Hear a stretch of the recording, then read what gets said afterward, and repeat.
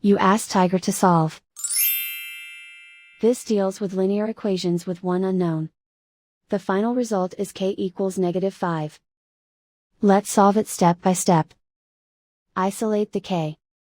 Divide both sides by -10. Cancel out the negatives. Simplify the fraction. Move the negative sign from the denominator to the numerator.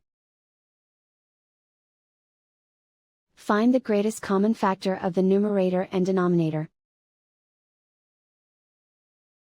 Factor out and cancel the greatest common factor. And so the final result is k equals -5.